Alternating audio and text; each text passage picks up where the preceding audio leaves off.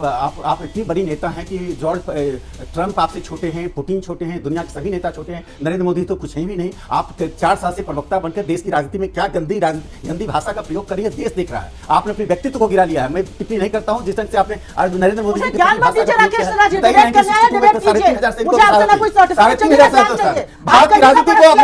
की राजनीति में विमर्श गिराने वाली काम करें। आप जैसे लोग भारतीय राष्ट्रीय कांग्रेस के लिए कलंक है। आप भारतीय राष्ट्रीय कांग्रेस कलंक है। देश की राजनीति में ऐसी भाषा का प्रयोग करने वाली ऐसी भाषा आप चुप रहिए। आप कलंक है देश पर। आप बीजेपी पार्टी के लोग हैं। राजनीति बिना संस्कार का नहीं चल सकते। राजनीति बिना संस्कार का नहीं चल सकते। बहुत देर से इंतजार कर रहे हैं। सुधांशु त्रिवेदी जी भी कुछ बोलना चाह रहे हैं। एक बार बात पूरी हो जाए राकेश जी की। राकेश सिन्हा जी अपनी बात पूरी कीजिए मुद्दे।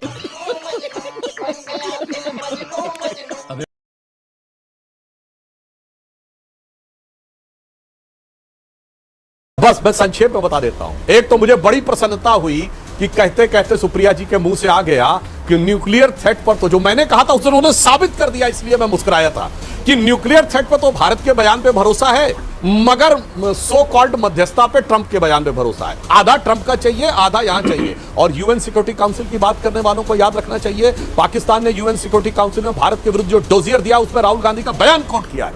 शर्म आनी चाहिए थी। और जहां तक इंदिरा जी की बात करती, 7 दिसंबर 1971 को कोई जाके चेक कर ले, 100 देशों ने भारत के विरुद्ध वोटिंग की। 100 देशों ने।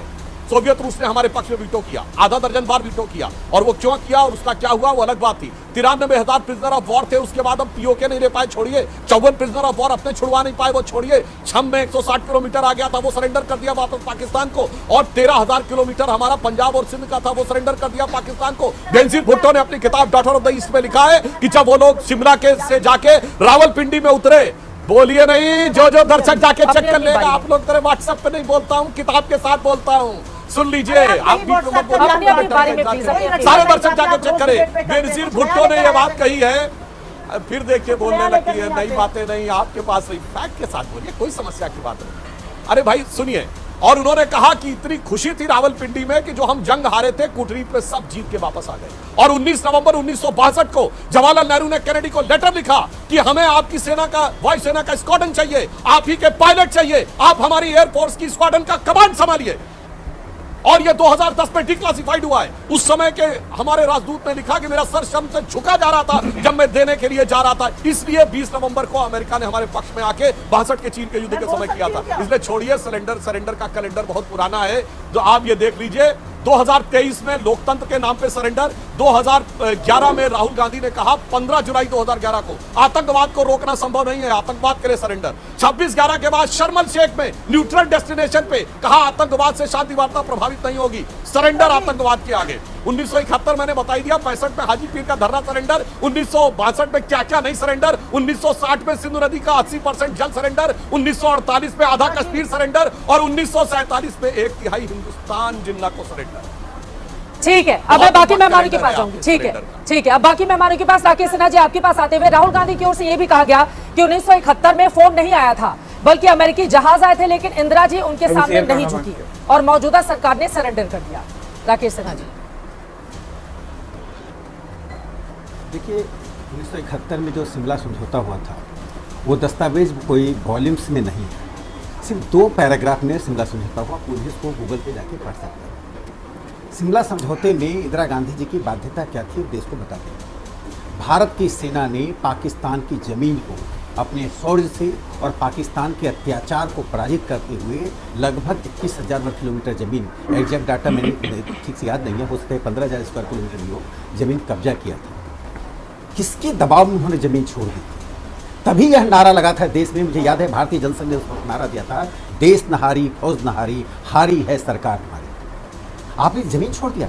आप आर्मी को छोड़ना बाध्यता थी, चूंकि जेनेवा पैक्ट में हमारा दस्तखत है कि किसी देश की आर्मी यदि आप समर्पण करते तो आप छोड़ दीजिए, उसे हम बंधक बनाकर नहीं रख सकते थे। एक दूसरा सवाल पूछना मैं चाहते हैं, 1962 में कितनी सैनिकों ने शहादत दी थी? 1962 में, 1962 कोई 1000 साल पुरानी कहानी नहीं है।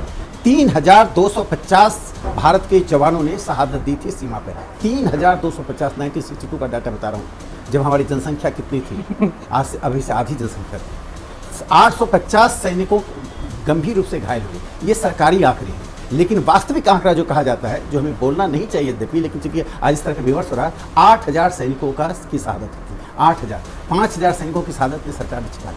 किसी ने नहीं कहा, पीलू मोदी से लेकर अटल बिहारी वाजपेयी जी तक, कम्युनिस्ट पार्टी के नेता से लेकर स्वतंत्र पार्टी के नेता तक ने किसी ने नहीं कहा जवाहर तुम हार गए। सबने कहा नेहरू जी आप हार गए। क्या भारत की राजनीति आ गई है?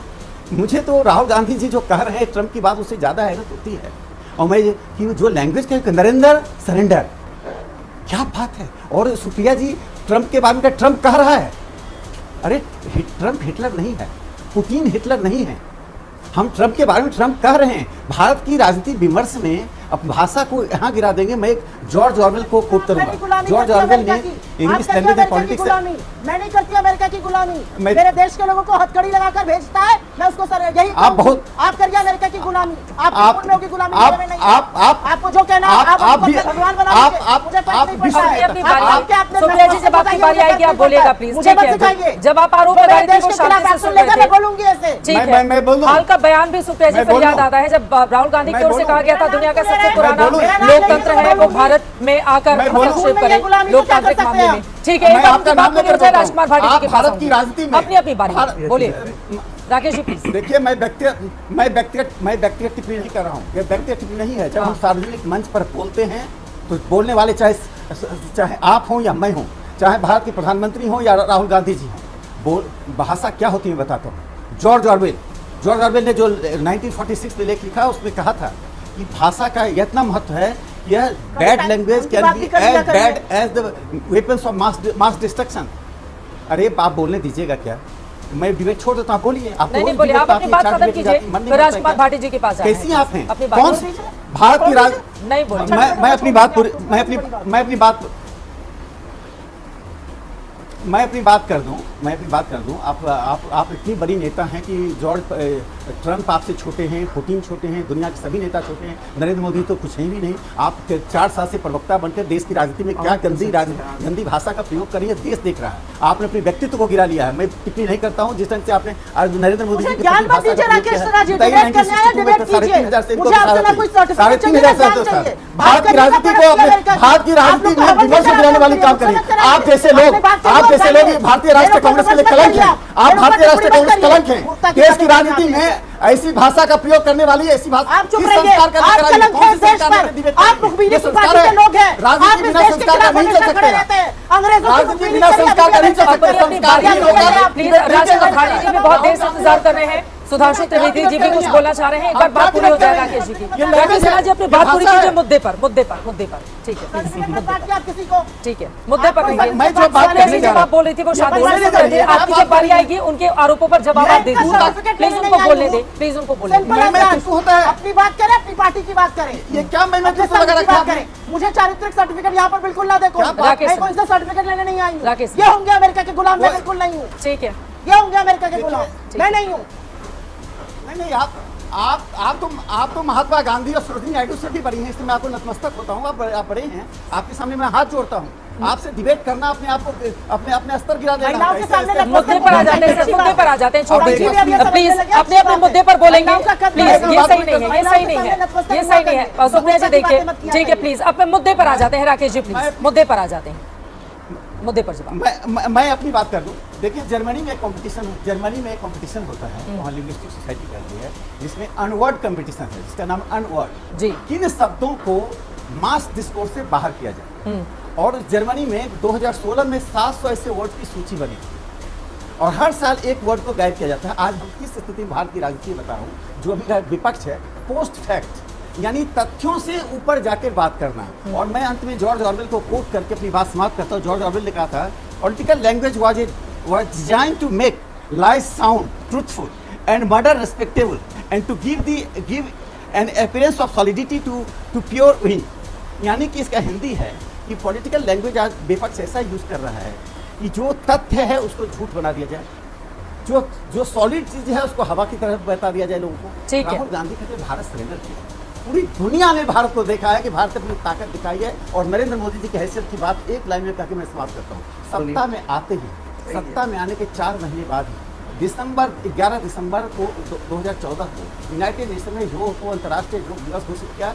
175 देश का समर्थन लेकर आए। और मैं कांग्रेस के प्रवक्ता को बता देना चाहता हूँ कि डिप्लोमेसी ब्लैक एंड व्हाइट में नहीं होता है। बिल्कुल। हम क्यों ट्रंप के खिलाफ मोर्चा खोलें, हम क्यों पुतिन के खिलाफ मोर्चा खोलें? ये क्या बच्चों का खेल है? ठीक है। हमें जो कहना है हमने दुनिया को बता दिया, हमने ट्रंप को बता दिया कि बायलैटरल है, हमारे बीच में कोई नहीं आएगा, ना भविष्य में आएगा। देखो यार, अगर आप विपक्ष में बैठे हो या फिर पक्ष में बैठे हो, अगर आपकी सरकार नहीं है तो ये तो लाजमी है ना कि आप जो भी सवाल पूछो वो कायदे में पूछो, थोड़ी मर्यादित तरीके से पूछो, थोड़ी अपनी लैंग्वेज का ख्याल रख के पूछो। आप इसका मतलब विपक्ष में बैठे हो, सरकार से सवाल पूछने का राइट है, डेमोक्रेटिक राइट है, तो इसका मतलब ये नहीं है कि आप कुछ भी बोल दोगे, जैसे मन वैसे बोल दोगे। यार ऐसा नहीं होता है। अगर आपसे कोई बड़े है तो उसकी इज्जत भी होनी चाहिए। बाकी आप क्या सोचते हो इस सब चीज़ों के बारे में, इस तरह की लैंग्वेज यूज़ करना हमारे देश के प्रधानमंत्री के लिए? इसके लिए कमेंट में ज़रूर बताना और मिलते हैं किसी नेक्स्ट वीडियो में। तब तक के लिए बाय बाय।